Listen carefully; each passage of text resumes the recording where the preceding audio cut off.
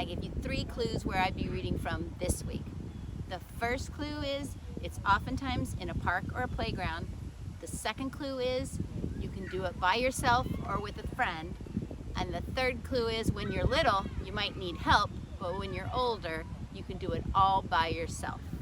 If you guessed that I'd be reading from a swing set on a playground, you would be correct.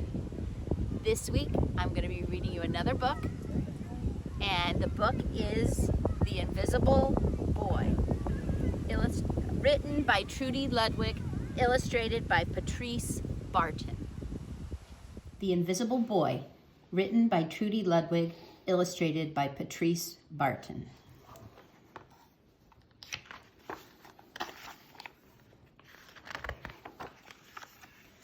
Can you see Brian, the invisible boy? Even Mrs. Carlotti has trouble noticing him in her classroom. She's too busy dealing with Nathan and Sophie. Nathan has problems with what Mrs. Carlotti calls volume control. He uses his outside voice inside too much. Sophie whines and complains when she doesn't get her way. Nathan and Sophie take up a lot of space. Brian doesn't. When the bell rings for recess, Micah and JT take turns choosing kids for their kickball teams. The best players get picked first, then the best friends of the best players, then the friends of the best friends. Only Brian's left, still waiting and hoping.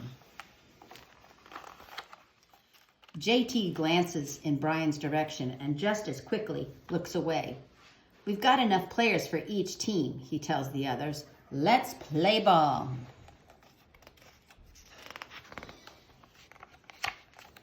In the cafeteria, Madison and her friends talk about her birthday party. The rope swing over the pool was awesome, says JT. Yeah, so was the water slide, said Fiona. That was the best pool party ever. I'm so glad you guys had fun, says Madison. Everybody did except Brian. He wasn't invited.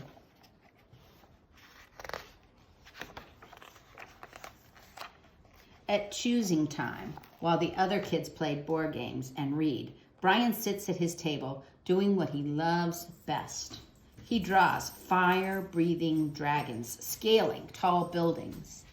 Space aliens locked in intergalactic battles, greedy pirates digging for treasure, and superheroes with the power to make friends wherever they go.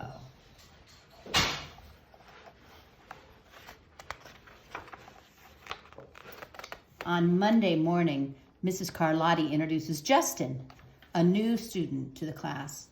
Brian smiles shyly at him. Some of the other kids sneak looks at Justin, trying to figure out if he's cool enough to be their friend. They haven't quite made up their minds yet. At lunch, Madison and JT watch Justin eat with chopsticks. What's that? Asks Madison as she points at Justin's food. It's bulgogi. What? What? Bulgogi. It's Korean barbecued beef. My grandma made it for me. It's really good. Do you want to try some? There's no way I'd eat boogergy. And the kids laugh. All of them, that is, except Brian. He sits there wondering which is worse, being laughed at or feeling invisible.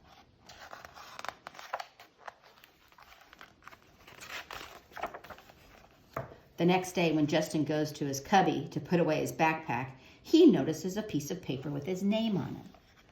Justin, I thought the bulgogi looked good. Brian.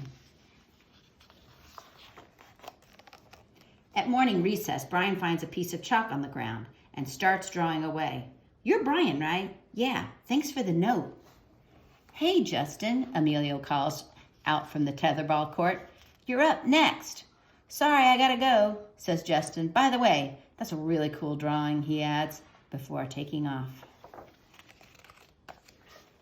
Back in class, Mrs. Carlotti asked the kids to team up in 2s or 3s for a special project. The kids scurry around the room to pair off. Brian heads toward Justin. I'm already with Justin, says Emilio. Find someone else. Brian looks at the floor, wishing he could draw a hole right there and to swallow him up. Mrs. Carletti said, we can have up to 3 people in our group. We're only 2. Come on, Emilio. Let's let him work with us. Okay, I guess. Mrs. Carlotti gives the class directions for the project. Your assignment is to work together to write a story about what you see in that photograph. Use your imagination and have fun. Whoa, cool, says Emilio. What kind of people do you think would live in houses like that? I don't know, but I bet Brian could draw them to go with our story, says Justin. Brian smiles as he takes out his lucky pen.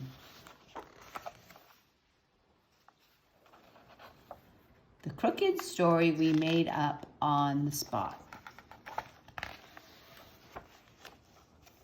It's lunchtime again, Brian's least favorite part of the day. Another 20 long minutes of kids talking and laughing with everyone else but him. Brian, he hears someone shout, hey Brian, over here. Brian turns and sees Justin waving him over.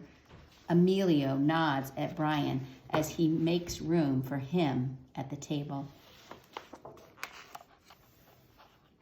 Cookie? Thanks. Maybe, just maybe, Brian's not so invisible after all.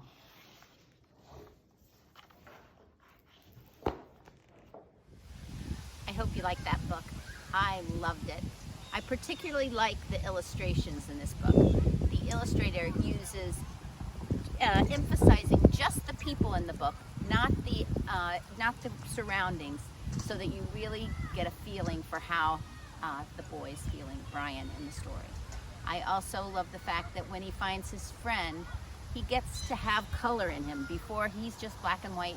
Everyone else has color. And when he makes a friend, he gets color too. I also love that they have an activity that they do together, a project, and through that, their friendship is cemented. Next week, I'll be reading you another book in another location. Here are the 3 clues where I'll be reading from next time. The first clue is, it's probably the busiest room in your house. The second clue is, there's lots of drawers and shelves in it. And the third clue is, it's where you go if you're thirsty or hungry. So I'll hope to see you next week. Bye-bye.